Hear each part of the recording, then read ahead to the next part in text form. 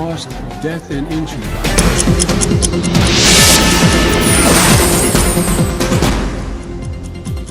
ನಮಸ್ಕಾರ ವೀಕ್ಷಕರೇ, ಇದು 30 ಮಿನಿಟ್ಸ್ 30 ನ್ಯೂಸ್. ನಾನು ಶರ್ಮಿತಾ ಶೆಟ್ಟಿ. ಇವತ್ತಿನ ವಿದ್ಯಮಾನಗಳ ಪ್ರಮುಖ 30 ಸುದ್ದಿಯನ್ನು ಒಂದೊಂದಾಗಿ ನೋಡ್ತಾ ಹೋಗೋಣ.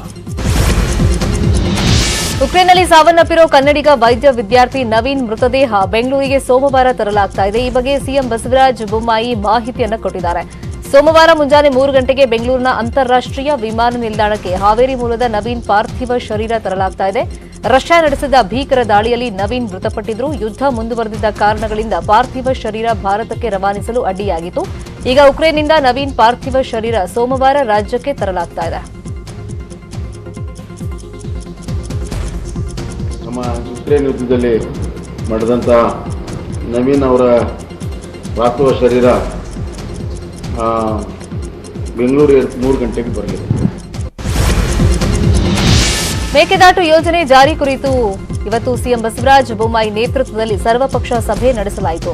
ಸರ್ವಪಕ್ಷಗಳ ನಾಯಕರು, ಕಾನೂನು ತಜ್ಞರ ಜೊತೆಯಲ್ಲಿ ರಾಜ್ಯದ ನೀರಾವರಿ ಯೋಜನೆಗಳ ಬಗ್ಗೆ ಸಮಗ್ರ ಚರ್ಚೆ ಬಳಿಕ ಪ್ರಧಾನಿ ಬಳಿ ಸರ್ವಪಕ್ಷ ನಿಯೋಗ ತೆಗೆದುಕೊಂಡು ಹೋಗುವುದಕ್ಕೆ ಸಭೆಯಲ್ಲಿ ನಿರ್ಧಾರವನ್ನು ಮಾಡಲಾಗಿದೆ. ಹಾಗೆ ತಮಿಳುನಾಡು ವಿರೋಧಕ್ಕೆ ಕ್ಯಾರೆ ಅನ್ನೋದಿರಲು ಸಭೆಯಲ್ಲಿ ಸಹಮತ ಸೂಚಿಸಲಾಗಿದೆ. ಮೇಕೆದಾಟು ಯೋಜನೆ ವಿವಾದದ ಬಗ್ಗೆ ಕೇಂದ್ರ ಜಲಸಂಪನ್ಮೂಲ ಸಚಿವರು ಕೊಟ್ಟ ಹೇಳಿಕೆಗೆ ಸರ್ವಪಕ್ಷ ಸಭೆಯಲ್ಲಿ ಆಕ್ಷೇಪ ವ್ಯಕ್ತವಾಗಿದೆ.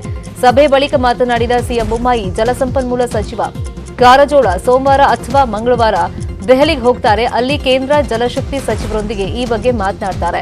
ಅಧಿವೇಶನ ಮುಗಿದ ಬಳಿಕ ನಾನು ದೆಹಲಿಗೆ ತೆರಳಿ ಮಹದಾಯಿ ಕುರಿತಂತೆ ಸಚಿವರೊಂದಿಗೆ ಚರ್ಚೆ ಮಾಡ್ತೀನಿ ಅಂತ ಹೇಳಿದರು. ಜಲಶಕ್ತಿ ಮಂತ್ರಿಗಳಿಗೆ ಭೇಟಿಯಾಗುವಂಥ ಉದ್ದೇಶ ಇದೆ. ಫಸ್ಟು ನಾನು ಹೋಗಿ, ಮೊದಲು ನಮ್ಮ ವಾಟರ್ ರಿಸೋರ್ಸ್ ಮಂತ್ರಿಗಳು ಹೋಗ್ತಾರೆ, ನಾನು ಸೆಷನ್ ಆದ ತಕ್ಷಣ ಹೋಗ್ತೇನೆ. ಅಲ್ಲಿ ಅವರೆಲ್ಲ ಅದಕ್ಕೆಲ್ಲ ಕ್ರಮಗಳನ್ನು ತೆಗೆದುಕೊಂಡ್ರೆ ಸರ್ವಪಕ್ಷ ನಿಯೋಗ ಅವಶ್ಯಕತೆ ಇಲ್ಲ. ಇಲ್ಲದೇ ಇದ್ದರೆ ಸರ್ವಪಕ್ಷ ನಿಯೋಗ ತೆಗೆದುಕೊಂಡು ಹೋಗಿ ಮತ್ತು ಅಲ್ಲಿ ನಮ್ಮ ಎಂಪಿಗಳು, ಪ್ರಧಾನಮಂತ್ರಿಗಳು ಎಲ್ಲನೂ ಕರ್ಕೊಂಡು ಹೋಗಿ ಅವ್ರ ಮೇಲೆ ಇಂಪ್ರೆಸ್ ಮಾಡೋದಕ್ಕೆ ಏನು ಬೇಕು ಎಲ್ಲ ಕ್ರಮಗಳನ್ನು ಹಾಕೋದು. ಶೀಘ್ರದಲ್ಲೇ ಸಚಿವ ಸಂಪುಟ ವಿಸ್ತರಣೆ ಆಗುತ್ತೆ ಅನ್ನೋ ಸುದ್ದಿ ದಿನೇ ದಿನೇ ಜೋರಾಗ್ತಾ ಇದೆ. ಈ ಬಾರಿ ಹಿರಿಯ ಮಂತ್ರಿಗಳನ್ನ ಕೆಳಗಿಳಿಸಿ ಅವರಿಗೆ ಪಕ್ಷದ ಜವಾಬ್ದಾರಿ ನೀಡ್ತಾರೆ ಅನ್ನೋ ಚರ್ಚೆಯೂ ಆಗ್ತಾ ಇದೆ. ಈ ಬಗ್ಗೆ ಚಾಮರಾಜನಗರದಲ್ಲಿ ಮಾತನಾಡಿದ ಸಚಿವ ವಿ ಸೋಮಣ್ಣ, ಸಚಿವ ಸಂಪುಟ ವಿಸ್ತರಣೆ ಮಾಡೋದು ಮುಖ್ಯಮಂತ್ರಿ ವಿವೇಚನೆಗೆ ಬಿಟ್ಟಿದ್ದು. ಅವರು ಕೈಗೊಳ್ಳೋ ತೀರ್ಮಾನಕ್ಕೆ ನಾವು ಬದ್ಧರಾಗಿರ್ತೀವಿ. ನಾನು ನಿಂತ ನೀರಲ್ಲ ಹರಿಯೋ ನೀರು, ಏನ್ ಕೆಲಸ ಕೊಟ್ರು ನಾನು ಮಾಡ್ತೀನಿ ಅಂತ ಹೇಳಿದ್ದಾರೆ. ಸಚಿವ ಸಂಪುಟದ ವಿಸ್ತರಣೆ, ಪುನರ್ರಚನೆ ಇವೆಲ್ಲವೂ ಕೂಡ ಸನ್ಮಾನ್ಯ ಮುಖ್ಯಮಂತ್ರಿಗಳಾದ ನಮ್ಮ ನಾಯಕರಾದ ಬಸವರಾಜ ಬೊಮ್ಮಾಯಿ ಅವರ ಪರಮಾಧಿಕಾರ, ಅವ್ರ ತೀರ್ಮಾನನೇ ಅಂತಿಮ. ಆದ್ದರಿಂದ ಅವರೇನು ತೀರ್ಮಾನ ಮಾಡ್ತಾರೋ ಅದಕ್ಕೆಲ್ಲ ನಮ್ಮ ಬದ್ಧರಾಗಿತ್ತು. ಸೋಮಣ್ಣ ನಿಂತ ನೀರೆಲ್ಲ ಹರಿಯೋ ನೀರು, ನನಗೇನು ಕೆಲಸ ಕೊಟ್ಟರು ಮಾಡ್ತೀನಮ್ಮ. ಸಿಎಂ ಇಬ್ರಾಹಿಂ ಜೆಡಿಎಸ್ ಸೇರ್ಪಡೆ ವಿಚಾರದ ಬಗ್ಗೆ ಪ್ರತಿಕ್ರಿಯೆ ಕೊಟ್ಟಿರುವಂತಹ ಮಾಜಿ ಪ್ರಧಾನಿ ಎಚ್ಡಿ ದೇವೇಗೌಡರು, ಇಬ್ರಾಹಿಂ ಕಾಂಗ್ರೆಸ್ಗೆ ರಾಜೀನಾಮೆ ಕೊಟ್ಟಿದ್ದಾರೆ. ನಮ್ಮ ಪಕ್ಷದ ಎಲ್ಲಾ ಎಂಎಲ್ಎಗಳನ್ನ ಕರೆದು ಅತಿ ಶೀಘ್ರದಲ್ಲೇ ತೀರ್ಮಾನ ಮಾಡ್ತಾರೆ. ನಮ್ಮ ಅಧ್ಯಕ್ಷರು ಈ ಬಗ್ಗೆ ಮಾತನಾಡಿ ತೀರ್ಮಾನ ಮಾಡ್ತಾರೆ. ನನ್ನ ಹತ್ರ ಕುಮಾರಸ್ವಾಮಿ ಅವ್ರ ಹತ್ರ ಮಾತನಾಡಿ ಆದ್ಮೇಲೆ ಅವರು ರಾಜೀನಾಮೆ ಕೊಟ್ಟಿದ್ದು ಅಂತ ಹೇಳಿದ್ದಾರೆ. ವಿಧಾನ ಪರಿಷತ್ನಲ್ಲಿ ಕಾಂಗ್ರೆಸ್ ಸದಸ್ಯರು ಬಜೆಟ್ ಮೇಲೆ ನಡೆದ ಚರ್ಚೆಗೆ ಸಿಎಂ ಬೊಮ್ಮಾಯಿ ಕೊಟ್ಟಿರುವಂತಹ ಉತ್ತರ ನಮಗೆ ತೃಪ್ತಿ ತಂದಿಲ್ಲ ಅಂತ ಸಭಾತ್ಯಾಗವನ್ನು ಮಾಡಿದ್ದಾರೆ. ಈ ಬಜೆಟ್ ಅಭಿವೃದ್ಧಿಗೆ ಮನ್ನಣೆ ಕೊಡದ ಬಜೆಟ್ ಅಂತ ವಿಪಕ್ಷ ನಾಯಕ ಬಿಕೆ ಹರಿಪ್ರಸಾದ್ ಅಸಮಾಧಾನವನ್ನು ವ್ಯಕ್ತಪಡಿಸಿದ್ದಾರೆ. ಕಾಂಗ್ರೆಸ್ ಸದಸ್ಯರ ಸಭಾತ್ಯಾಗದ ಬಳಿಕ ಸಿಎಂ ಬೊಮ್ಮಾಯಿ ಸ್ಪಷ್ಟನೆ ನೀಡಿದ್ದು, ಬಜೆಟ್ ಮೇಲೆ ಮಾತನಾಡುವಾಗ ಕಾಂಗ್ರೆಸ್ ಸದಸ್ಯರು ಹಿಂದಿನ ಬಜೆಟ್ ಪ್ರಸ್ತಾಪ ಮಾಡಿದ್ದಾರೆ. ಅವರು ಸರ್ಕಾರ ಇದ್ದಾಗ ಶೇಕಡಾ 107ರಷ್ಟು ಸಾಲ ಮಾಡಿದ್ರು. ವಿರೋಧ ಪಕ್ಷಗಳ ಸದಸ್ಯರಿಗೆ ಜವಾಬ್ದಾರಿ ಇಲ್ಲ. ಈ ಬಜೆಟ್ ಅನ್ನು ಸಂಪೂರ್ಣವಾಗಿ ಜಾರಿಗೆ ತರಲಾಗುವುದು. ಆಯಾ ಇಲಾಖೆಗಳಿಗೆ ಪತ್ರವನ್ನು ಬರೆದಿದ್ದೀನಿ. ಏಪ್ರಿಲ್ 1ರಿಂದ ಬಜೆಟ್ ಅನುಷ್ಠಾನಗೊಳ್ಳುತ್ತೆ ಅಂತ ಹೇಳಿದ್ದಾರೆ. ಹೆಂಗೆ ಒಂದು ಜವಾಬ್ದಾರಿ ಸರ್ಕಾರ ಇರ್ತದೆ, ಹಂಗೆ ಜವಾಬ್ದಾರಿ ವಿರೋಧ ಪಕ್ಷಗಳು ಇರಬೇಕಲ್ಲ. ಇದು ಜವಾಬ್ದಾರಿ ವಿರೋಧ ಪಕ್ಷನ ಅವ್ರಿಗೇನೋ ರಾಜ್ಯದ ಪ್ರಗತಿ ಬಗ್ಗೆ ಚಿಂತನೆ ಇದೆಯಾ? ಆಮೇಲೆ ಅವ್ರ ಬಜೆಟ್ಗೆ ಹೋಲಿಕೆಯನ್ನು ಮಾಡ್ತಾರೆ. ಅಲ್ಲಿ ಅವ್ರ 5 ವರ್ಷದಲ್ಲಿ 107% ಹೆಚ್ಚಿಗೆ ಲೋನ್ ತಗೊಂಡಿದ್ದಾರೆ. 1,40,000 ಕೋಟಿ ಲೋನು ಕೋವಿಡ್ ಇರಲಿಲ್ಲ, ನಾರ್ಮಲ್ ಟೈಮಲ್ಲಿ 5 ವರ್ಷದಲ್ಲಿ ತಗೊಂಡಿದ್ದಾರೆ ಅವರು. ಇವರಿಂದ ನಾವು ನೈತಿಕತೆ ಕಲಿಬೇಕು. ಗುಜರಾತ್ನಂತೆ ರಾಜ್ಯದ ಪಠ್ಯದಲ್ಲೂ ಭಗವದ್ಗೀತೆ ಬರುತ್ತಾ ಅನ್ನೋ ಚರ್ಚೆ ಶುರುವಾಗಿದೆ. ಇದಕ್ಕೆ ಪ್ರತಿಕ್ರಿಯೆ ಕೊಟ್ಟಿರುವಂತಹ ಶಿಕ್ಷಣ ಸಚಿವ ಬಿಸಿ ನಾಗೇಶ್, ಸದ್ಯಕ್ಕೆ ಆ ರೀತಿಯ ಯಾವುದೇ ಚರ್ಚೆ ನಮ್ಮಲ್ಲಿ ನಡೆದಿಲ್ಲ. ಆದರೆ ಮಕ್ಕಳಿಗೆ ಮಾರಲ್ ಸೈನ್ಸ್ ಬೋಧನೆ ಬೇಕು ಅನ್ನೋ ಬೇಡಿಕೆ ಇದೆ. ಇತ್ತೀಚೆಗೆ ಮಕ್ಕಳಲ್ಲಿ ಮಾರಲ್ ಸೈನ್ಸ್ ಬಗ್ಗೆ ಹೆಚ್ಚಿನ ಒಲವಿಲ್ಲ. ಹೀಗಾಗಿ ಪ್ರಾಥಮಿಕ ಶಾಲೆಯಿಂದಲೇ ಮಕ್ಕಳಲ್ಲಿ ಈ ಬಗೆಗಿನ ಆಸಕ್ತಿ ಮೂಡಿಸುವಂತ ಅಗತ್ಯತೆ ಇದೆ. ಈ ಬಗ್ಗೆ ಮುಂದೆ ಚರ್ಚೆ ಮಾಡಿ ಸರ್ಕಾರದ ಮಟ್ಟದಲ್ಲಿ ತೀರ್ಮಾನ ಮಾಡಲಾಗುತ್ತೆ ಅಂತ ಹೇಳಿದ್ದಾರೆ. ಇನ್ನು ಈ ಬಗ್ಗೆ ಮಾತನಾಡಿರುವಂತಹ ಮಾಜಿ ಸಿಎಂ ಜಗದೀಶ್ ಶೆಟ್ಟರ್ ಭಗವದ್ಗೀತೆ ಕಲಿಯೋದು ಒಳ್ಳೆಯದು ಅಂತ ಹೇಳಿದ್ದಾರೆ.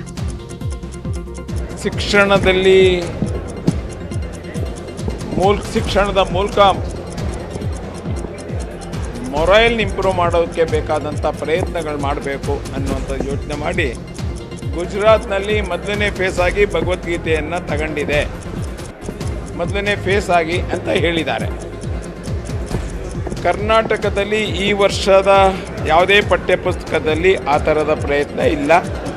ಏನಂತೂ ಆರ್ಡರ್ ಮಾಡಿದಾಗ ಅಲ್ಲಲ್ಲ ಈಗ ಅಲ್ಲಿ ಏನೋ ಆರ್ಡರ್ ಮಾಡಿದರೆ ನನ್ನ ಗಮನಕ್ಕಿಲ್ಲ. ಹೀಗಾಗಿ ಅದನ್ನು ಇವತ್ತು ರಾಜ್ಯ ಸರ್ಕಾರ ತನ್ನದೇ ಆದಂಥ ಕೆಲವು ನಿರ್ಧಾರಗಳನ್ನು ಕೈಗೊಂಡಿದ್ದಾರೆ. ಅಲ್ಲಿ ಯಾವ ರೀತಿ ಅದ್ರ ಬಗ್ಗೆ ಆರ್ಡರ್ ಮಾಡಿದ್ದಾರೆ ಏನು ಅಂತ ನನ್ನ ಗಮನಕ್ಕೆ ಬಂದಿಲ್ಲ. ಬಂದರೆ ನಾನು ಸರ್ಕಾರ ಗಮನಕ್ಕೆ ತೊಗೊಂಬರ್ತೀನಿ. ಡೆಫಿನೆಟ್ಲಿ ಭಗವದ್ಗೀತೆ ಇವತ್ತು ಅದ್ರ ಬಗ್ಗೆ ಅಧ್ಯಯನ ಮಾಡುವಂಥದ್ದು, ಅದ್ರ ಬಗ್ಗೆ ಸ್ಟಡಿ ಮಾಡಿ ಅದರಲ್ಲಿರುವಂಥ ತಿರುಳನ್ನು ನಮ್ಮ ದಿನನಿತ್ಯದ ಜನಜೀವನಕ್ಕೆ ಅನುಕೂಲ ಆಗ್ತದೆ ಭಗವದ್ಗೀತೆ. ಪಠ್ಯದಲ್ಲಿ ಭಗವದ್ಗೀತೆ ವಿಚಾರಕ್ಕೆ ಕೆಪಿಸಿಸಿ ಅಧ್ಯಕ್ಷ ಡಿಕೆ ಶಿವಕುಮಾರ್ ಹಾಗೂ ಮಾಜಿ ಸಿಎಂ ಕುಮಾರಸ್ವಾಮಿ ಕಿಡಿಕಾರಿದ್ದಾರೆ. ಈಗಾಗಲೇ ಎಲ್ಲ ಧರ್ಮಗಳ ಬಗ್ಗೆ ಪಠ್ಯದಲ್ಲಿದೆ, ಹೊಸದಾಗಿ ವೈಭವೀಕರಿಸೋದೇನ್ ಬೇಡ. ಕೆಂಗಲ್ ಹನುಮಂತನವರು ಆಗಲೇ ₹2 ಭಗವದ್ಗೀತೆ ಪ್ರತಿಗಳನ್ನು ಹಂಚಿದ್ರು. ಇವರು ಹೊಸದಾಗಿ ದೊಡ್ಡದಾಗಿ ಏನು ಮಾಡಬೇಕಾಗಿಲ್ಲ ಅಂತ ಡಿಕೆಶಿ ಕಿಡಿಕಾರಿದ್ರು. ಇನ್ನು ಇದೇ ವಿಷಯವಾಗಿ ಮಾತನಾಡಿದ ಎಚ್ಡಿಕೆ, ನಮಗೆ ಜನರ ಬದುಕನ್ನ ಕಟ್ಟಿಕೊಡೋ ಕೆಲಸ ಆಗಬೇಕು. ಭಗವದ್ಗೀತೆಯನ್ನ ಅವರವ್ರ ಕುಟುಂಬದಲ್ಲಿ ಹೇಳ್ಕೊಡ್ತಾರೆ. ಮಕ್ಕಳ ಬದುಕನ್ನ ಕಟ್ಟಿಕೊಡೋದಕ್ಕೆ ಸರ್ಕಾರ ಇರೋದು. ಮಕ್ಕಳ ಭವಿಷ್ಯ ನಿರ್ಮಾಣ ಮಾಡುವ ವಿಷಯಗಳು ಶಾಲೆಗಳಲ್ಲಿ ಇರಬೇಕು ಅಂತ ಟಾಂಗ್ ಕೊಟ್ಟಿದ್ದಾರೆ. ಎಲ್ಲರೂ ಕೂಡ ವಿದ್ಯಾವಂತರು, ಬುದ್ಧಿವಂತರು ಈಗೆಲ್ಲ ಆಗಿದ್ದಾರೆ. ಯಾವ ಕರಿಕ್ಯುಲಮ್ ಕೂಡ ಬದಲಾವಣೆ ಮಾಡೋಂಥ ಸಂದರ್ಭ ಇಲ್ಲ. ಎಲ್ಲ ವಿಚಾರಗಳು ಕೂಡ ಜನ ತಿಳ್ಕೊಳ್ಳೋದ್ರಲ್ಲಿ ತಪ್ಪೇನಿಲ್ಲ. ಸೊ ಅದೇನು ವಿಚಾರ ಯಾವ ಸಿಲೆಬಸ್ ಸೇರಿಸ್ಬೇಕು ಅಂತ ಹೇಳ್ತಾರೆ, ಅದನ್ನು ನೋಡೋಣ. ಈಗಾಗಲೇ ಶಿಕ್ಷಣ ಕ್ಷೇತ್ರ ಇರ್ತಕ್ಕಂಥದ್ದು ಮುಂದಿನ ಮಕ್ಕಳ ಭವಿಷ್ಯ ಇದೆಯಲ್ಲ, ಆ ಭವಿಷ್ಯವನ್ನು ಆ ಮಕ್ಕಳು ಅವ್ರ ಜೀವನದಲ್ಲಿ ಕಾಣ್ತಕ್ಕಂಥದ್ದಕ್ಕೆ ಭವಿಷ್ಯ ನಿರ್ಮಾಣ ಮಾಡ್ತಕ್ಕಂಥ ರೀತಿಯ ಸಬ್ಜೆಕ್ಟ್ಗಳು ಶಾಲೆಗಳಲ್ಲಿ ಇರಬೇಕು. ಇವತ್ತು ರಾಜ್ಯದಲ್ಲಿ ನಡೀತಿರ್ತಕ್ಕಂಥ ಈ ರೀತಿಯ ಘಟನೆಗಳು ಕೇವಲ ಮತ ಬ್ಯಾಂಕಿಗೋಸ್ಕರವಾಗಿ ಏನು ನಡೀತಾ ಇದೆ. ಈಗ ಒಂದು ಕಾಲದಲ್ಲಿ ವಿದ್ಯೆ ಅಂತಕ್ಕಂಥದ್ದು ಒಂದು ವರ್ಗಕ್ಕೆ ಸೇರಿರ್ತಕ್ಕಂಥದ್ದು ಅಂತಕ್ಕಂಥ ಒಂದು ವಾತಾವರಣ ಏನಿತ್ತು, ಅದೇ ಒಂದು ವರ್ಗದ ಜನವೇ ಈ ರೀತಿಯ ವಾತಾವರಣವನ್ನು ಎಲ್ಲರ ಮೇಲೆ ಏರಲಿಕ್ಕೆ ಹೊರಟಿದ್ದಾರೆ. ಚಾಮರಾಜನಗರ ಜಿಲ್ಲೆಯಲ್ಲಿ ಕಲ್ಲುಗಣಿ ಕುಸಿತ ಪ್ರಕರಣ ಹಿನ್ನೆಲೆಯಲ್ಲಿ ಜಿಲ್ಲೆಯಲ್ಲಿ ನಿಯಮ ಉಲ್ಲಂಘಿಸಿರುವ 8 ಕ್ವಾರಿಗಳ ಲೈಸೆನ್ಸ್ ರದ್ದು ಮಾಡಲಾಗಿದೆ ಅಂತ ಚಾಮರಾಜನಗರ ಜಿಲ್ಲಾ ಉಸ್ತುವಾರಿ ಸಚಿವ ವಿ ಸೋಮಣ್ಣ ಹೇಳಿದ್ದಾರೆ. 3 ದಿನಗಳ ಒಳಗಡೆ ಮುಖ್ಯ ಆರೋಪಿ ಹಕೀಂ ಬಂಧನಕ್ಕೆ ಕ್ರಮವನ್ನು ಕೈಗೊಳ್ಳಲಾಗುತ್ತೆ. ಪಾತಾಳದಲ್ಲಿದ್ದರೂ ಹುಡುಕಿ ಬಂಧಿಸುವಂತೆ ಎಸ್ಪಿಗೆ ಸೂಚನೆ ಕೊಟ್ಟಿದ್ದೀನಿ. ಜಿಲ್ಲೆಯಲ್ಲಿ ಗ್ರಾನೈಟ್ ಹಾಗೂ ಬಿಳಿಕಲ್ಲು ಸೇರಿದಂತೆ 163 ಕ್ವಾರಿಗಳಿವೆ. ಗಣಿ ಕುಸಿತ ಪ್ರಕರಣದ ನಂತರ ಎಲ್ಲ ಗಣಿಗಳನ್ನು ಸ್ಥಗಿತಗೊಳಿಸಲಾಗಿತ್ತು. ಗಣಿ ಮಾಲೀಕರು ತಂತಿ ಬೇಲಿ ಅಳವಡಿಕೆ, ಗಣಿ ತ್ಯಾಜ್ಯ ವಿಲೇವಾರಿ, ಸುರಕ್ಷತಾ ಕ್ರಮ ಸೇರಿದಂತೆ ಎಲ್ಲಾ ನಿಯಮ ಪಾಲಿಸುವ ಬಗ್ಗೆ ಅಫಿಡವಿಟ್ ಸಲ್ಲಿಸಬೇಕು. ಗಣಿಗಾರಿಕೆಗೆ ಸಂಬಂಧಪಟ್ಟಂತೆ ಡಿಸಿ ಅಧ್ಯಕ್ಷತೆಯ ಟಾಸ್ಕ್ ಫೋರ್ಸ್ ರಚಿಸಲಾಗಿದೆ. ಹೊಸ ಲೈಸೆನ್ಸ್ಗೆ ಟಾಸ್ಕ್ ಫೋರ್ಸ್ ಶಿಫಾರಸು ಮಾಡಿದ್ರೆ ಮಾತ್ರ ಕ್ರಮ ಅಂತ ಸಚಿವ ವಿ ಸೋಮಣ್ಣ ಮಾಹಿತಿಯನ್ನು ಕೊಟ್ಟಿದ್ದಾರೆ. ದಿ ಕಾಶ್ಮೀರ್ ಫೈಲ್ ಸಿನಿಮಾ ಬಗ್ಗೆ ಮಾಜಿ ಸಿಎಂ ಎಚ್.ಡಿ. ಕುಮಾರಸ್ವಾಮಿ ರಿಯಾಕ್ಟ್ ಮಾಡಿದ್ದಾರೆ. ಇದರ ಬಗ್ಗೆ ನಾನು ನೆಗೆಟಿವ್ ಆಗಿ ಮಾತಾಡಲ್ಲ. ದೇಶದಲ್ಲಿ ಹಲವು ರೀತಿಯ ಅನಾಹುತಗಳು ಆಗಿವೆ. ಅಲ್ಲಿನ ಘಟನೆ ಬಗ್ಗೆ ಚಿತ್ರ ತೆಗೆದು ನೋವನ್ನ ಹೇಳ್ಕೊಂಡಿದ್ದಾರೆ. ಆದರೆ ಕಾಶ್ಮೀರದಲ್ಲಿ ಅದೆಷ್ಟರ ಮಟ್ಟಿಗೆ ಘಟನೆ ನಡೆದಿದೆ ಅನ್ನೋದನ್ನ ನಾನು ನೋಡಿಲ್ಲ. ಸಿನಿಮಾ ಮಾಡುವಾಗ ಹಲವು ರೀತಿಯಲ್ಲಿ ಚಿತ್ರ ಮಾಡ್ತೀವಿ. ಭಾವನಾತ್ಮಕವಾಗಿ ಹಾಗೂ ಕಾಲ್ಪನಿಕವಾದಂತ ಸಿನಿಮಾ ಮಾಡಿ ಜನರ ಹೃದಯಕ್ಕೆ ಹತ್ತಿರವಾಗೋ ಪ್ರಯತ್ನ ಮಾಡ್ತೀವಿ. ಅದೇ ರೀತಿ ಇಲ್ಲೂ ಚಿತ್ರ ತೆಗೆದಿದ್ದಾರೆ ಅಂತ ಹೇಳಿದ್ದಾರೆ. ಇದರ ಬಗ್ಗೆ ನೆಗೆಟಿವ್ ಆಗಿ ಮಾತಾಡಲ್ಲ. ದೇಶದಲ್ಲಿ ಹಲವಾರು ರೀತಿಯ ಅನಾಹುತಗಳಾಗಿದೆ. ಇಲ್ಲಿ ಅವರು ಚಿತ್ರ ತೆಗೆದಿರ್ತಕ್ಕಂಥದ್ದು, ಆ ನೋವನ್ನು ಹೇಳ್ಕೊಂಡಿರ್ತಕ್ಕಂಥದ್ದು ನಡೆದಿದೆ ಘಟನೆ. ಆದರೆ ಅದು ಎಷ್ಟರ ಮಟ್ಟಿಗೆ ನಡೆದಿದೆ ಅಂತಕ್ಕಂಥದ್ದು ನಾನೇನು ಅಲ್ಲಿ ಹೋಗಿ ನೋಡಿಲ್ಲ. ನಾನು ದೇಶದ ಸಂವಿಧಾನವನ್ನ ಪ್ರತಿಯೊಬ್ಬ ನಾಗರಿಕ ಗೌರವಿಸಬೇಕು ಅಂತ ಕೇಂದ್ರ ಸಚಿವೆ ಶೋಭಾ ಕರಂದ್ಲಾಜೆ ಹೇಳಿಕೆಯನ್ನು ಕೊಟ್ಟರು. ಈ ನೆಲದ ಕಾನೂನನ್ನ ಪ್ರತಿಯೊಬ್ಬ ನಾಗರಿಕ ಗೌರವಿಸಬೇಕು. ಆದರೆ ಹಿಜಾಬ್ ವಿಚಾರದಲ್ಲಿ ಸಂವಿಧಾನಕ್ಕಿಂತ ನಾವು ಮೇಲು ಅಂತ ಕೆಲವರಿಗೆ ಅನಿಸಿದೆ. ಹೈಕೋರ್ಟ್ ತೀರ್ಪಿಗಿಂತಲೂ ನಾವು ಮೇಲು ಎಂಬ ಕೆಲವೊಂದು ಪ್ರದರ್ಶನವನ್ನ ಆತರ ತೋರಿಸ್ತಾ ಇದ್ದಾರೆ ಅಂತ ಶೋಭಾ ಕರಂದ್ಲಾಜೆ ಹೇಳಿದ್ದಾರೆ. ಈ ದೇಶದ ಸಂವಿಧಾನವನ್ನ ಪ್ರತಿಯೊಬ್ಬ ನಾಗರಿಕ ಗೌರವಿಸಬೇಕು. ನೆಲದ ಕಾನೂನನ್ನ ಪ್ರತಿಯೊಬ್ಬ ನಾಗರಿಕ ಗೌರವಿಸಬೇಕು. ಆದರೆ ಕೆಲವರಿಗೆ ಅನಿಸಿದೆ ಸಂವಿಧಾನಕ್ಕಿಂತ ನಾವು ಮೇಲು ನೆಲದ ಕಾನೂನಿಗಿಂತ ಹೈಕೋರ್ಟ್ ತೀರ್ಪಿಗಿಂತ ನಾವು ಮೇಲು ಅನ್ನುವಂಥ ದಾಷ್ಟ್ಯವನ್ನ ದುರಹಂಕಾರವನ್ನ ತೋರಿಸ್ತಾ ಇದ್ದಾರೆ. ಇದಕ್ಕೆ ಕಾನೂನಿನಂತೆ ಶಿಕ್ಷೆ ಆಗಲೇಬೇಕಾದಂಥ ಅನಿವಾರ್ಯತೆ ಇದೆ. ರಾಜ್ಯಾದ್ಯಂತ ಜೇಮ್ಸ್ ಚಿತ್ರ ಅಬ್ಬರ ಜೋರಾಗೇ ಇದೆ. ಎರಡನೇ ದಿನವೂ ಜೇಮ್ಸ್ ಚಿತ್ರ ವೀಕ್ಷಣೆಗೆ ಅಭಿಮಾನಿಗಳು ಮುಗಿ ಬೀಳ್ತಾ ಇದ್ದಾರೆ. ಬೆಂಗಳೂರಿನ ವೀರೇಶ್ ಚಿತ್ರಮಂದಿರದಲ್ಲಿ ವಿದ್ಯುತ್ ಸಮಸ್ಯೆಯಾಗಿ ಕೆಲ ಕಾಲ ಚಿತ್ರ ಆರಂಭ ಆಗಿರಲಿಲ್ಲ. ಇದರಿಂದ ಆಕ್ರೋಶಗೊಂಡ ಅಭಿಮಾನಿಗಳು ಕಿಡಿಕಾರಿದ್ರು. ನಂತರ ಥಿಯೇಟರ್ ಸಿಬ್ಬಂದಿ ಕೂಡಲೇ ವಿದ್ಯುತ್ ಸರಿಪಡಿಸಿ ಶೋ ಅನ್ನ ಆರಂಭ ಮಾಡಿದ್ದಾರೆ. ಇನ್ನು ಇದೇ ಚಿತ್ರಮಂದಿರ ಬಳಿ ಅಪ್ಪು ಫೋಟೋ ಕಂಡು 2 ವರ್ಷದ ಪುಟ್ಟ ಕಂದಮ್ಮ ಕೈ ಮುಗಿದಿದೆ. ಅಪ್ಪು ಕಟೌಟ್ ನೋಡ್ತಾ ಅಪ್ಪು ಬಾ ಅಪ್ಪು ಅಂತ 2 ವರ್ಷದ ಶಾನ್ವಿ ಕರೆದಿದೆ.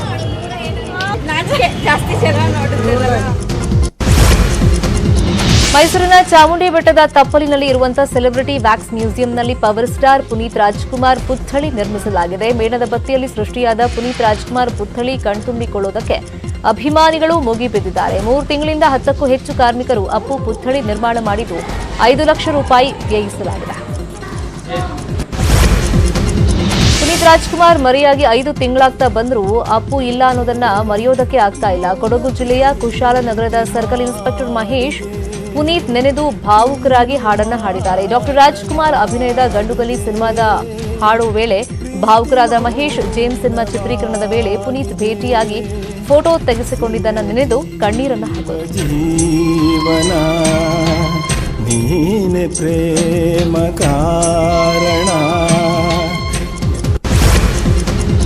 ಶಿವಮೊಗ್ಗ ಜಿಲ್ಲೆಯ ಜಾತ್ರೆಯೊಂದರಲ್ಲಿ ಪವರ್ ಸ್ಟಾರ್ ಪುನೀತ್ ರಾರಾಜಿಸಿದ್ದಾರೆ. ಭದ್ರಾವತಿ ತಾಲೂಕಿನ ಕೂಡ್ಲಿಗೆರೆ ಸುಬ್ರಹ್ಮಣ್ಯ ಸ್ವಾಮಿ ಜಾತ್ರೆಯಲ್ಲಿ ಪುನೀತ್ ರಾಜ್ಕುಮಾರ್ ಭಾವಚಿತ್ರ ಹಿಡಿದು ಅಭಿಮಾನಿಗಳು ಅಭಿಮಾನವನ್ನ ಮೆರೆದಿದ್ದಾರೆ. ಅಭಿಮಾನಿಯೊಬ್ಬರು ಸಿಡಿಯಲ್ಲಿ ಅಪ್ಪು ಭಾವಚಿತ್ರ ಹಿಡಿದು ತೂಗಾಡಿದ್ದಾರೆ. ಜಾತ್ರೆಯಲ್ಲಿ ಕೆಲ ಭಕ್ತರು ಸುಬ್ರಹ್ಮಣ್ಯ ಸ್ವಾಮಿಗಾಗಿ ಬಾಯಿಗೆ ಬೀಗ ಹಾಕೊಂಡು ಭಕ್ತಿ ಸಮರ್ಪಣೆಯನ್ನು ಮಾಡಿದ್ದಾರೆ.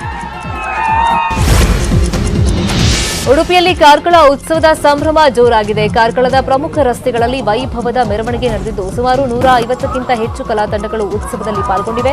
ಬಂಡಿ ಮಠದಿಂದ ಸ್ವರಾಜ್ ಮೈದಾನದವರೆಗೆ ಮೆರವಣಿಗೆ ಸಾಗಿದ್ದು ಕಾರ್ಕಳ ತಾಲೂಕಿನ 4,000 ವಿದ್ಯಾರ್ಥಿಗಳು ಕೂಡ ಪಾಲ್ಗೊಂಡಿದ್ದಾರೆ. ವಿಶೇಷ ಅಂದರೆ ರಾಜ್ಯದ ಎಲ್ಲಾ ಜಿಲ್ಲೆಗಳ ಕಲಾ ತಂಡಗಳು ಕೂಡ ಕಾರ್ಕಳ ಉತ್ಸವದಲ್ಲಿ ಹೆಜ್ಜೆ ಹಾಕಿವೆ. ಈ ವೇಳೆ ಮಾತನಾಡಿದ ಸಚಿವ ಸುನಿಲ್ ಕುಮಾರ್ ಮುಂದಿನ ವರ್ಷದಿಂದ ಪ್ರತಿ ಜಿಲ್ಲೆಯಲ್ಲೂ ಜಿಲ್ಲಾ ಉತ್ಸವ ನಡೆಸುವುದಾಗಿ ಘೋಷಣೆಯನ್ನ ಮಾಡಿದ್ದಾರೆ. ನಾಡಿನಾದ್ಯಂತ ಹೋಳಿ ಹಬ್ಬದ ಸಂಭ್ರಮ ಜೋರಾಗಿದೆ. ಬೀದರ್ ಜಿಲ್ಲೆಯ ಔರಾ ತಾಲೂಕಿನ ಬೊಂತಿ ತಾಂಡಾದಲ್ಲಿ ಅದ್ದೂರಿಯಾಗಿ ಹೋಳಿ ಹಬ್ಬ ಆಚರಣೆ ಮಾಡಿದ್ದಾರೆ. ಈ ವೇಳೆ ಪಶು ಸಂಗೋಪನೆ ಸಚಿವ ಪ್ರಭು ಚೌಹಾಣ್ ಕೂಡ ಸಾಥ್ ಕೊಟ್ಟರು. ಅತ್ತ ಹುಬ್ಬಳ್ಳಿಯಲ್ಲಿ ಹೋಳಿ ಹಬ್ಬದ ಹಿನ್ನೆಲೆಯಲ್ಲಿ ಜಗ್ಗಲಗಿ ಹಬ್ಬಕ್ಕೆ ಸಕಲ ಸಿದ್ಧತೆ ಜೋರಾಗಿದೆ. ಮಾಜಿ ಸಿಎಂ ಜಗದೀಶ್ ಶೆಟ್ಟರ್ ಜಗ್ಗಲಗಿ ಹಬ್ಬದ ಟೀಸರ್ ಮತ್ತು ಲಾಂಛನವನ್ನ ಬಿಡುಗಡೆ ಮಾಡಿದ್ದಾರೆ. ಇನ್ನು ದೊಡ್ಡಬಳ್ಳಾಪುರದಲ್ಲಿ ಹೋಳಿ ಹುಣ್ಣಿಮೆ ಪ್ರಯುಕ್ತ ಪ್ರಸನ್ನ ಲಕ್ಷ್ಮೀ ವೆಂಕಟರಮಣ ಸ್ವಾಮಿ ರಥೋತ್ಸವದ ಸಂಭ್ರಮ ಜೋರಾಗಿತ್ತು. ವಿಜಯಪುರದಲ್ಲಿ ಹೋಳಿ ಹಬ್ಬದ ಬಣ್ಣದ ಆಟದ ವೇಳೆ ಓರ್ವ ಬಾಲಕ ಸಾವನ್ನಪ್ಪಿರುವಂತಹ ದುರ್ಘಟನೆ ನಡೆದಿದೆ. ಕೋಲಾರ ತಾಲೂಕಿನ ತಳೇವಾಡದಲ್ಲಿ ಗ್ರಾಮ ಪಂಚಾಯಿತಿಯಿಂದ ನಿರ್ಮಿಸಿರುವಂತಹ ಟ್ಯಾಂಕ್ನಲ್ಲಿ ನೀರು ತುಂಬಿಸೋಕೆ ಅಂತ ಹೋಗಿದ್ದಾನೆ. ಈ ವೇಳೆ ನೀರಿನ ಟ್ಯಾಂಕಿಗೆ ವಿದ್ಯುತ್ ತಂತಿ ತುಂಡಾಗಿ ಬಿದ್ದಿರುವುದನ್ನ ಗಮನಿಸದೆ ನೀರು ತುಂಬೋಕೆ ಅಂತ ಹೋಗಿದ್ದಾನೆ. ಆಗ ವಿದ್ಯುತ್ ತಗುಲಿ 12 ವರ್ಷದ ಬಾಲಕ ಹಣಮಂತ ಬೀರಪ್ಪ ವಾಲಿಕಾರ ಮೃತಪಟ್ಟಿದ್ದಾನೆ. ಬೆಂಗಳೂರಿನ ರಾಜಾಜಿನಗರದಲ್ಲಿರುವಂತಹ ಇಸ್ಕಾನ್ ಟೆಂಪಲ್ನಲ್ಲಿ ಶ್ರೀ ಚೈತನ್ಯ ಮಹಾಪ್ರಭುಗಳ 536ನೇ ಜಯಂತಿ ಹಾಗೂ ಹೋಳಿ ಹಬ್ಬದ ಸಂಭ್ರಮಾಚರಣೆಯು ವೈಭವಯುತವಾಗಿ ಆಚರಿಸಲಾಯಿತು. ಶ್ರೀ ಚೈತನ್ಯ ಮಹಾಪ್ರಭುಗಳ ಉತ್ಸವ ಮೂರ್ತಿಯನ್ನ ಪುಷ್ಪಾಲಂಕೃತ ಪಲ್ಲಕ್ಕಿಯಲ್ಲಿ ದೇವಸ್ಥಾನದ ಪ್ರಾಂಗಣದಲ್ಲಿ ಮೆರವಣಿಗೆ ನಡೆಸಲಾಯಿತು. ಉತ್ಸವ ಮೂರ್ತಿಗಳಿಗೆ ಭವ್ಯವಾದ ಅಭಿಷೇಕ ಮಾಡಿ ಶಯನ ಆರತಿ ಮತ್ತು ಶಯನ ಪಲ್ಲಕ್ಕಿಯೊಂದಿಗೆ ಜಯಂತಿಯ ಸಂಭ್ರಮಾಚರಣೆಯನ್ನ ಮಾಡಲಾಯಿತು.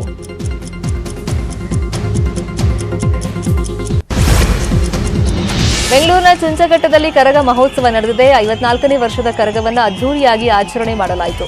ಪ್ರತಿ ವರ್ಷವೂ ಯಲ್ಲಮ್ಮ ಕರಗ ಉತ್ಸವ ನಡೆಯುತ್ತೆ. ಅದರಂತೆ ಈ ವರ್ಷವೂ ಯಲ್ಲಮ್ಮ ಕರಗ ನಡೆದಿದ್ದು ಭಕ್ತರು ದೇವಿಗೆ ವಿಶೇಷ ಪೂಜೆ ಸಲ್ಲಿಕೆ ಮಾಡಿದ್ದಾರೆ. ಈ ಬಾರಿಯ ಕರಗ ಮೆರವಣಿಗೆ ವೇಳೆ ನಟ ಪುನೀತ್ ಭಾವಚಿತ್ರಕ್ಕೆ ಶ್ರದ್ಧಾಂಜಲಿ ಸಲ್ಲಿಸಿದ್ದು ವಿಶೇಷವಾಗಿತ್ತು. ಉತ್ಸವದಲ್ಲಿ 100 ಜನ ಪಾಲ್ಗೊಂಡು ದೇವಿಯ ದರ್ಶನ ಪಡ್ಕೊಂಡ್ರು.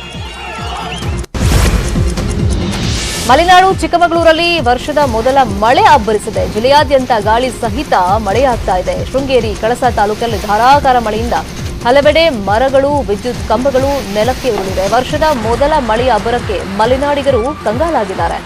ಉತ್ತರ ಕನ್ನಡ ಜಿಲ್ಲೆಯ ಶಿರಸಿಯ ಶ್ರೀ ಮಾರಿಕಾಂಬಾ ಜಾತ್ರೆಗೆ ವರುಣರಾಯ ಅಡ್ಡಿಪಡಿಸಿದ್ದಾನೆ. ಅಂಗಡಿ ಹಾಕಿದ್ದವರ ವಸ್ತುಗಳೆಲ್ಲ ಮಳೆಗೆ ಹಾಳಾಗುತ್ತಿದೆ. ಭಾರೀ ಮಳೆ ಗಾಳಿಗೆ ಅಂಗಡಿಗಳ ಟಾರ್ಪಲ್, ತಗಡು ಶೀಟ್ ಹಾರ್ಕೊಂಡು ಹೋಗಿದೆ. ಭಕ್ತರು ಬಸ್ ಸ್ಟ್ಯಾಂಡ್, ದೇವಾಲಯದ ಪ್ರಾಂಗಣದಲ್ಲಿ ಆಶ್ರಯ ಪಡ್ಕೊಂಡಿದ್ದಾರೆ. ಇನ್ನು ಭಾರೀ ಮಳೆಗೆ ಜಾತ್ರಾ ಗದ್ದುಗೆಯ ಮಂಟಪಕ್ಕೆ ಹಾನಿಯಾಗಿದೆ. ಉಳಿದಿರುವಂತಹ ಪ್ರಮುಖ ಸುದ್ದಿ ನೋಡೋಣ ಬ್ರೇಕ್ ಆದ್ಮೇಲೆ.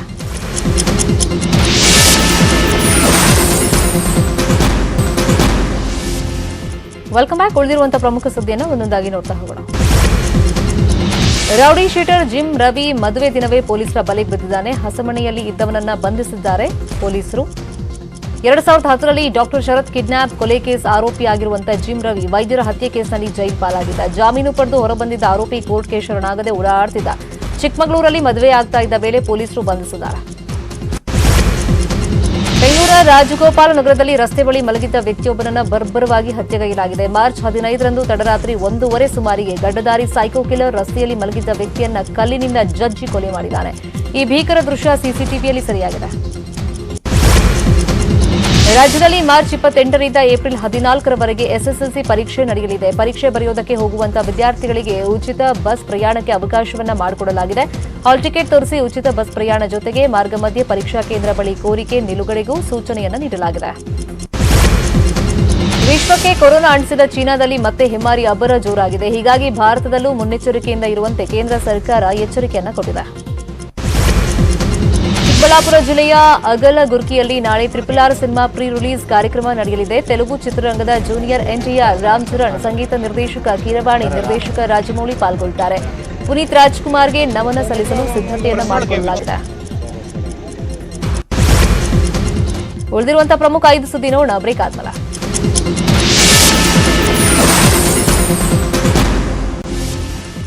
Welcome back. ಉಳಿದಿರುವಂತಹ ಪ್ರಮುಖ ಸುದ್ದಿಯನ್ನು ಒಂದೊಂದಾಗಿ ನೋಡ್ತಾ ಹೋಗೋಣ.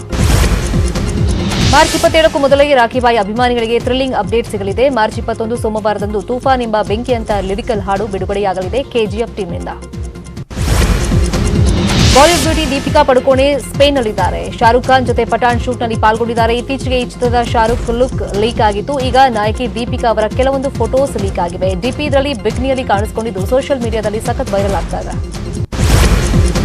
ಬಾಹುಬಲಿ ನಟ ಪ್ರಭಾಸ್ ಸ್ಪೇನ್ನಲ್ಲಿ ಸರ್ಜರಿಗೆ ಒಳಗಾಗಿದ್ದಾರೆ. ಪ್ರಶಾಂತ್ ನೀಲ್ ನಿರ್ದೇಶನದ ಸಲಾರ್ ಚಿತ್ರೀಕರಣದ ವೇಳೆ ಪ್ರಭಾಸ್ಗೆ ಪೆಟ್ಟಾಗಿತ್ತು. ವೈದ್ಯರ ಸಲಹೆ ಮೇರೆಗೆ ಈಗ ಸ್ಪೇನ್ನ ಬಾರ್ಸಿಲೋನಾದಲ್ಲಿ ಶಸ್ತ್ರಚಿಕಿತ್ಸೆಗೆ ಒಳಗಾಗಿದ್ದಾರೆ. ಅಂದಹಾಗೆ ಇದೊಂದು ಮೈನರ್ ಸರ್ಜರಿ ಆಗಿದ್ದು ಅಭಿಮಾನಿಗಳು ಆತಂಕ ಪಡಬೇಕಾಗಿಲ್ಲ. ಅಂಧರ ತ್ರಿಕೋನ 2020 ಸರಣಿಯ ಫೈನಲ್ ಪಂದ್ಯದಲ್ಲಿ ಭಾರತ ಮತ್ತು ಪಾಕಿಸ್ತಾನ ಮುಖಾಮುಖಿಯಾಗಿವೆ. ನಿನ್ನೆ ನಡೆದಂತ ಕೊನೆಯ ಲೀಗ್ ಪಂದ್ಯದಲ್ಲಿ ಬಾಂಗ್ಲಾದೇಶ ವಿರುದ್ಧ ಸೆಣಸಾಡಿದ ಭಾರತ 63 ರನ್ಗಳ ಭಾರೀ ಗೆಲುವನ್ನು ಸಾಧಿಸಿದೆ. ನ್ಯೂಜಿಲೆಂಡ್ನಲ್ಲಿ ನಡೆಯುತ್ತಿರುವಂತಹ ಮಹಿಳೆಯರ ವಿಶ್ವಕಪ್ ಟೂರ್ನಿಯಲ್ಲಿ ನಾಳೆ ಭಾರತ ಹಾಗೂ ಆಸ್ಟ್ರೇಲಿಯಾ ನಡುವೆ ಮ್ಯಾಚ್ ನಡೆಯಲಿದೆ. ಅಂಕಪಟ್ಟಿಯಲ್ಲಿ ಮೊದಲ ಸ್ಥಾನದಲ್ಲಿರುವಂತಹ ಬಲಿಷ್ಠ ಆಸ್ಟ್ರೇಲಿಯಾವನ್ನ 4ನೇ ಸ್ಥಾನದಲ್ಲಿರುವಂತಹ ಭಾರತ ಎದುರಿಸಲಿದೆ. ಇವಿಷ್ಟು ಸದ್ಯದ ನ್ಯೂಸ್ ಅಪ್ಡೇಟ್ಸ್. ನೋಡ್ತಾರೆ ನ್ಯೂಸ್ 18 ಕನ್ನಡ. ಜಾಲ ನಮ್ಮದು, ಬಲ ನಿಮ್ಮದು. ಈ ವಾರ್ತೆಯ ಮುಖ್ಯಾಂಶಗಳ ಪ್ರಾಯೋಜಕರು ಹೇರ್ ಸಫಾ ಮೊದಲ ದಿನದಿಂದಲೇ ಪರಿಣಾಮಕಾರಿ.